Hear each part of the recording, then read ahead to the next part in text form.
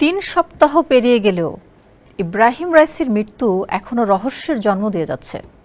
Iran সরকারের পক্ষ থেকে স্পষ্ট কোনো কারণ বা তদন্ত রিপোর্ট প্রকাশ না করায় এ নিয়ে ধোঁয়াশা তৈরি হয়েছে।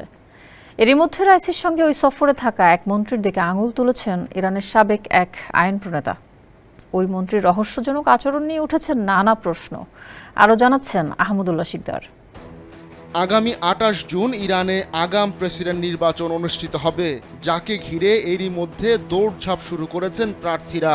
রাইসির আকস্মিক মৃত্যু তারই মন্ত্রিসভার এক সদস্য মেহেরদাদ বাজরপাশের প্রেসিডেন্ট পদে প্রার্থী হওয়ার পথ খুলে দিয়েছে।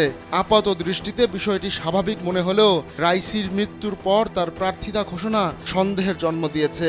স্যান্ডেলিনা সো, রূপচর্চায় আভিজাত্য।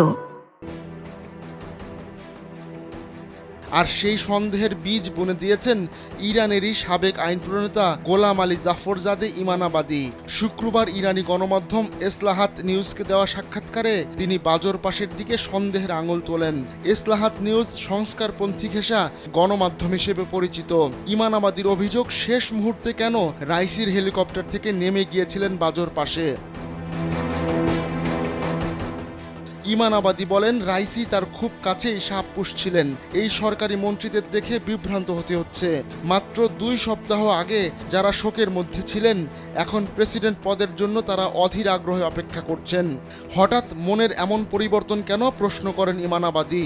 রাইসির মৃত্যুর পর তারই মন্ত্রিসভার ৫ জন সদস্য প্রেসিডেন্ট নির্বাচনের জন্য নাম লিখিয়েছেন। বিষয়টা অনেকের কাছেই খটকা লেগেছে। রাইসির সরকারের সড়ক ও নগর উন্নয়ন মন্ত্রণালয়ের দায়িত্ব বাজরপাশের কাঁধে ছিল। দুর্ঘটনার দিন যে ৩টি হেলিকপ্টার ছিল, তারই একটিতে ছিলেন বাজরপাশে। কিন্তু তার রাইসির হেলিকপ্টারে থাকার কথা ছিল। যদিও একেবারে শেষ মুহূর্তে রাইসির হেলিকপ্টারে ওঠা থেকে বিরত থাকেন বাজরপাশে। এই ঘটনাকে সামনে এনে এই মন্ত্রীদের বিরুদ্ধে সন্দেহ পোষণ করেছেন ইমানাবাদী। এখন তাদের বিরুদ্ধে তদন্ত করার দাবি জানাচ্ছেন তিনি। ইরান ইন্টারন্যাশনাল এক প্রতিবেদনে জানিয়েছে, রাইসির মরদেহ খুঁজে পাওয়ার আগেই এমন গুঞ্জন ছড়িয়ে পড়ে হঠাৎ করে পরিকল্পনা পরিবর্তন করেছেন বাজরপাশে। তিনি রাইসের হেলিকপ্টারে উঠতে অস্বীকৃতি জানানোর খবরও সামনে আসতে থাকে। এদিকে ইরানি সাংবাদিক ফারিবরস কালান্তারি দাবি করেছেন, রাইসির মৃত্যুর ৩ দিন পরই প্রেসিডেন্ট নির্বাচনের সিদ্ধান্ত নেন বাজরপাশে। এ নিয়ে ওই দিন নিজের টিমের সঙ্গে বৈঠক করেন তিনি।